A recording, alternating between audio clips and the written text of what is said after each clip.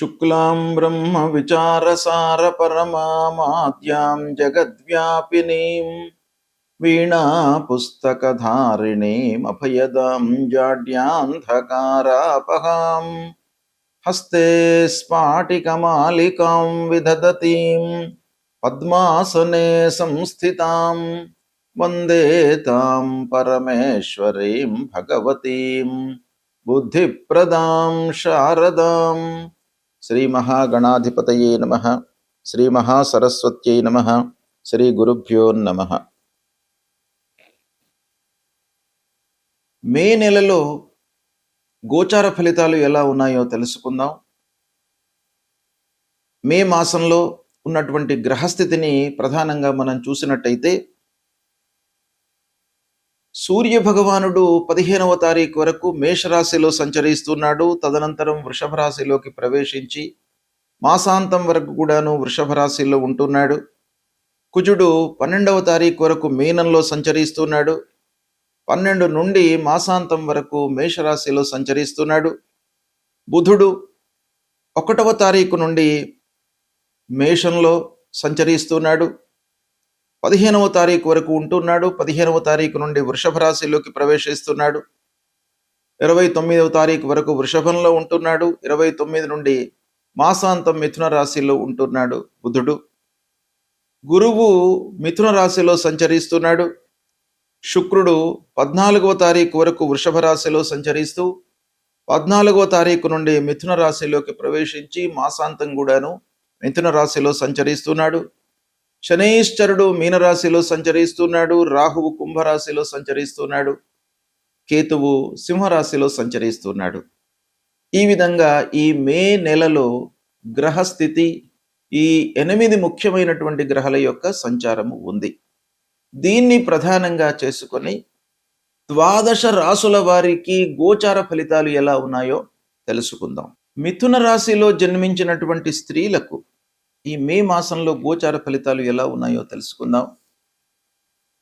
గురు ప్రభావము అంటే జన్మస్థానంలో గురువు సంచరిస్తున్నాడు.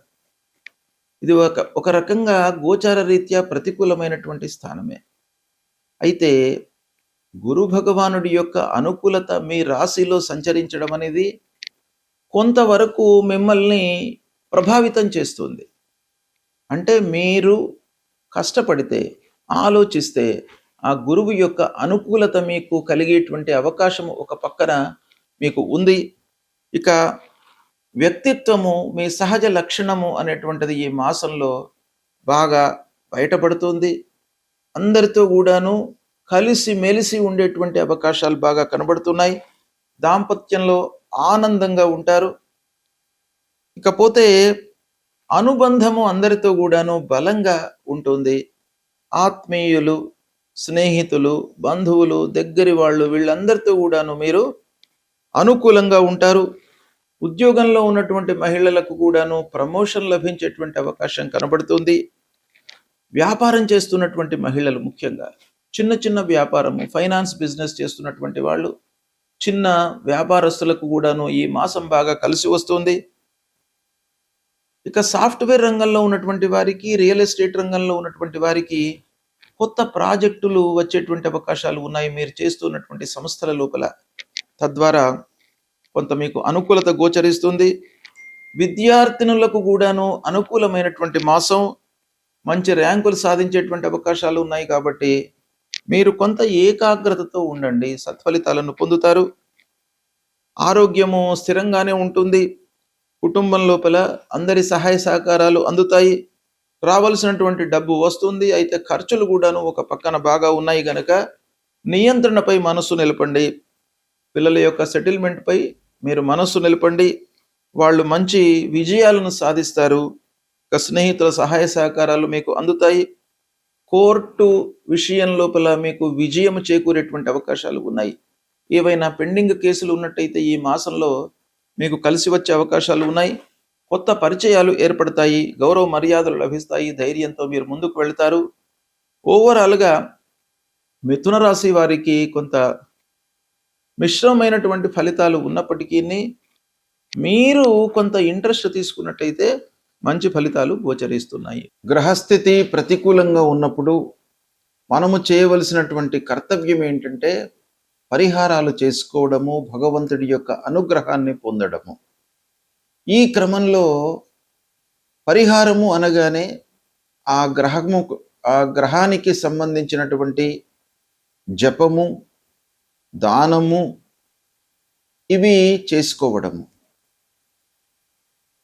ప్రథమంగా సూర్యుడు ప్రతికూలంగా సంచరిస్తున్నటువంటి సమయం లోపల మనం ఏం చేయాలి? సూర్య భగవానుడికి సంబంధించినటువంటి మూల మంత్రాన్ని మనం జపించుకోవాలి. మీకు ఎన్నిసార్లు వీలైతే అన్నిసార్లు జపించుకోవచ్చును. కనీసము ఒక 10 సార్లు. జపా కుసుమ సంకాశం కాశ్యపేయం మహద్యుతిం తమూరిం సర్వపాపఘ్నం ప్రణతోస్మి దివాకరం అనేటువంటి మూల మంత్రాన్ని ప్రతినిత్యం కూడాను చదువుకోండి. ఆదిత్య హృదయము ప్రధానంగా మీరు స్తోత్ర పారాయణం చేసినట్టయితే సూర్య భగవానుడి యొక్క అనుగ్రహము మీకు లభిస్తుంది. తద్వారా ఆరోగ్యము, మీ లోపల ఒక సంతోషము, ఆనందము, శారీరక రుగ్మతలు లేకుండా ఉండడము, ఇలాంటివన్నీ కూడాను ఆ సూర్య భగవానుడి మూలకంగా మీకు సమకూరుస్తుంది. కాబట్టి సూర్యుడికి సంబంధించినటువంటి చేయండి.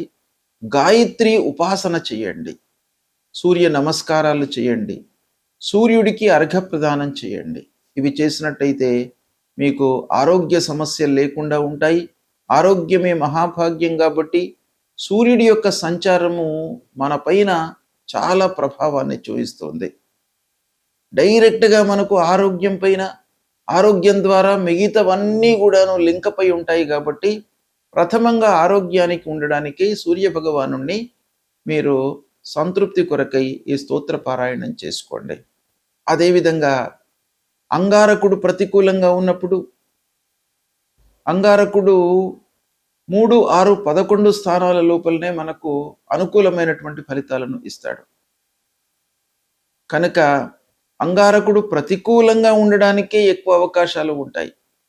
కాబట్టి అంగారకుడిని ప్రీతి చేసుకోవడానికై, అంటే కుజగ్రహమును ప్రీతి చేసుకోవడానికై అధిష్టాన దేవత అయినటువంటి ఆ సుబ్రహ్మణ్య స్వామిని పూజించండి. సుబ్రహ్మణ్య స్వామిని పూజించడం మూలకంగా మీ లోపల కోపోద్రేకాలు, అసహనము ఇవి లేకుండా ఒక సమతుల్యతతో మీ మానసిక స్థితి ఉండేటట్టుగా ఆ భగవంతుడి యొక్క అనుగ్రహం కలుగుతుంది. కాబట్టి ఆ సుబ్రహ్మణ్య స్వామిని కొలవండి. ప్రతినిత్యం కూడాను ధరణీ గర్భ సంభూతం విద్యుత్ కాంచన సన్నిభం కుమారం శక్తిహస్తంచ మంగళం ప్రణమామ్యహం అనేటువంటి మూల మంత్రాన్ని ప్రతినిత్యం కూడాను చదువుకోండి. ఇక బుధుడు ప్రతికూలంగా ఉన్నప్పుడు, బుధుడు ముఖ్యంగా మనకు ఆలోచన, మన సమయస్ఫూర్తితో తీసుకునేటువంటి నిర్ణయాలపైన ప్రభావాన్ని చూపిస్తాడు. వ్యాపారం పైన ప్రభావాన్ని చూపిస్తాడు. కాబట్టి ఆ బుధుడి యొక్క అనుగ్రహం కావాలి. మంచి స్థితి లోపల మనకు ఒక ఉండడానికై ఆ బుధుడి యొక్క అనుగ్రహం కావాలి. కాబట్టి ఆ బుధుడికి సంబంధించినటువంటి అధిష్టాన దేవత విష్ణుమూర్తి ప్రతినిత్యం కూడాను ఆ శ్రీమన్నారాయణుణ్ణి మీరు స్తోత్రం చేయండి. విష్ణు సహస్రనామ పారాయణం చేసుకోండి. ఒకవేళ మీకు విష్ణు సహస్రనామ పారాయణం చేసుకోవడానికి సమయం లేనట్టయితే ఒక శ్లోకం అందులో నుండి వనమాలి గదీ శారంగి శంకీ చక్రీ చ నందకి శ్రీమాన్ నారాయణోర్ విష్ణు వాసుదేవోభిరక్షతు అనేటువంటి ఆ మూల మంత్రాన్ని ప్రతినిత్యం కూడాను చదువుకోండి. గురు భగవానుడు, గురుగ్రహము ప్రతికూలంగా ఉన్నప్పుడు మనం ఏం చేయాలి? మూల మంత్రాన్ని ప్రతినిత్యం కూడాను చదువుకోండి. దేవానాంచ ఋషీణాంచ గురుంకాంచన సన్నిభం వందనీయం త్రిలోకానాం తం నమామి బృహస్పతిం అనేటువంటి మూల మంత్రాన్ని చదువుకోండి. సద్గురువులను సందర్శించుకోండి. మాతాపితృవులను సేవించండి. తద్వారా మీకు ఆ గురు భగవానుడి యొక్క అనుగ్రహం లభిస్తుంది. ఇక శుక్రుడు మనకు సంతృప్తిని, ఆనందాన్ని ఇచ్చేటువంటి గ్రహము. కాబట్టి శుక్రుడి ప్రీతికై మహాలక్ష్మి అమ్మవారిని మీరు పూజించండి. తద్వారా మీకు అనుకూలత కలుగుతుంది.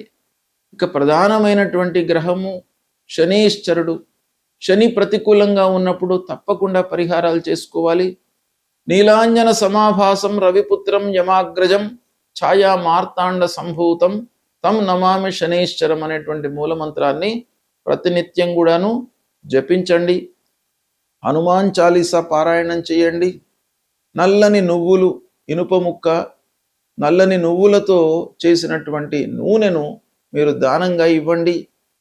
లేదా నవగ్రహాల లోపల పశ్చిమ దిశలో ఉండేటువంటి ఆ శని గ్రహాన్ని తైలాభిషేకం చేసి కాళ్ళు గడుక్కొని దాని తర్వాత మళ్ళీ ఆంజనేయ స్వామి దర్శనం చేసుకోండి.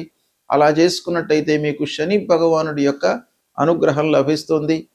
ఇక రాహువు ప్రధానమైనటువంటి గ్రహము, మన లోపల భయభ్రాంతులను క్రియేట్ చేసేటువంటి గ్రహము, తెలియకుండా ఒక ఇల్యూజన్కు గురి చేసేటువంటి గ్రహము. కాబట్టి రాహు ప్రీత్యర్థమై అమ్మవారిని దర్శించుకోండి, దుర్గామాత యొక్క అనుగ్రహాన్ని పొందండి. అర్ధకాయం మహావీర్యం చంద్రాదిత్య విమర్దనం సింహికా గర్భ సంభూతం తం రాహుం ప్రణమామ్యహం అనేటువంటి మూలమంత్రాన్ని ప్రతినిత్యం కూడాను చదువుకోండి. ఇక కేతువు మన లోపల ఒక విరక్తిని క్రియేట్ చేసేటువంటి గ్రహం. కేతువు ప్రతికూలంగా ఉన్నప్పుడు మనకు ఆ విషయం పైన అశ్రద్ధను క్రియేట్ చేస్తాడు.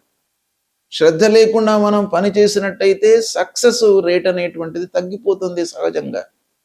కాబట్టి ప్రతి విషయం లోపల కూడాను మనకు శ్రద్ధ భక్తులు సమకూర్చుకోవడానికి ఆ కేతువు యొక్క అనుగ్రహం కావాలి. కేతువు యొక్క అధిష్టాన దేవత గణపతిని మీరు పూజించండి. ఆ గణపతి మూలకంగా మనకు ఆటంకాలు లేకుండా ఉంటాయి. పనిపైన మనకు శ్రద్ధ కలుగుతుంది, ఆసక్తితో మనము పని చేస్తాము. అప్పుడు మనకు ఆ పని లోపల విజయం చేకూరేటువంటి అవకాశాలు ఉంటాయి. కనుక ఫలాశ పుష్ప సంకాశం తారకా గ్రహమస్తకం రౌద్రం రుద్రాత్మకం ఘోరం తం కేతుం ప్రణమామ్యహం అనేటువంటి మూలమంత్రాన్ని ప్రతినిత్యం కూడాను చదువుకోండి. ఈ విధంగా నవగ్రహాలకు సంబంధించినటువంటి మూలమంత్రాలు, వాటికి సంబంధించినటువంటి స్తోత్ర పారాయణాలు, అధిష్టాన దేవతలను పూజించడము, దైవ దర్శనం చేసుకోవడము, దేవాలయానికి వెళ్ళడము, ఇవన్నీ కూడాను చేసినట్టయితే తప్పకుండా భగవంతుడి యొక్క అనుగ్రహం మీకు లభిస్తుంది. గ్రహస్థితి ఏ విధంగా ఉన్నప్పటికీ భగవంతుడి అనుగ్రహము మీకు ప్రధానమైనటువంటిది కాబట్టి దాన్ని మీరు డెవలప్ చేసుకోండి.